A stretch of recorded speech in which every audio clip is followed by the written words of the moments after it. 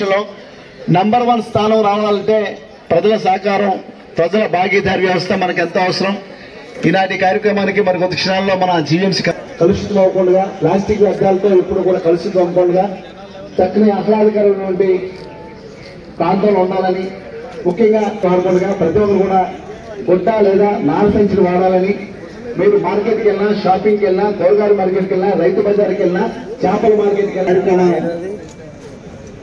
మనవాడు మనందరి వాడు ఎప్పుడు కూడా ప్లాస్టిక్ మీద నిరంతరం పోరాటం చేస్తూ, ప్లాస్టిక్ మీద చక్కని సంగీత బాణీలు చేకూర్చి ప్లాస్టిక్ భూతాన్ని తరిమికొట్ట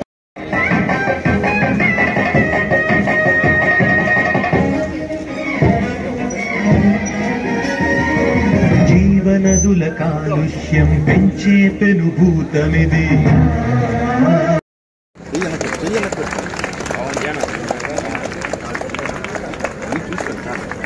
సార్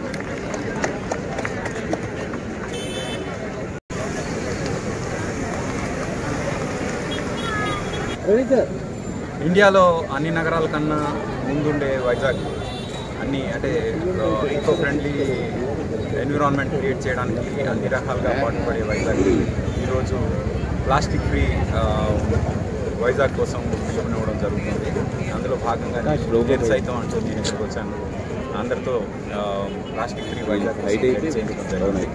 మనందరం కలిసి ఈ జనవరి 1 నుంచి చాలా సీరియస్గా ఇంప్లిమెంట్ చేస్తున్నారు వైజాగ్ గురించి. అది ఎవరైనా వైలేట్ చేస్తే సివియర్ ఫైన్స్ ఉంటాయి, సివియర్ పనిష్మెంట్స్ కూడా ఉంటాయి.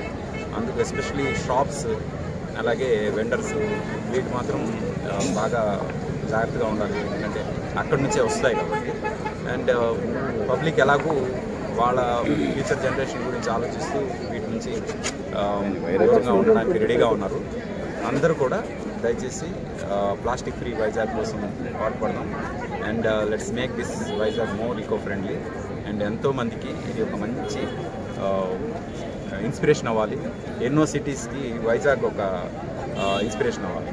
ఎందుకంటే వైజాగ్ చూడండి, వైజాగ్ చూడండి, మనం ఇండోర్లో ఎందుకు చేయకూడదు, అహ్మదాబాద్లో ఎందుకు చేయకూడదు, అలహాబాద్లో ఎందుకు చేయకూడదు అని ప్రతి ఒక్కరు ఆలోచించే స్థాయికి మన వైజాగ్ ఒక ఇన్స్పైరింగ్ సిటీ అవ్వాలని అందుకు మొత్తం సిటిజన్స్ అందరూ కూడా ప్లాస్టిక్ కాలుష్యాన్ని నిషేధించడం కూడా మనకు ఎంతో ఆరోగ్యం.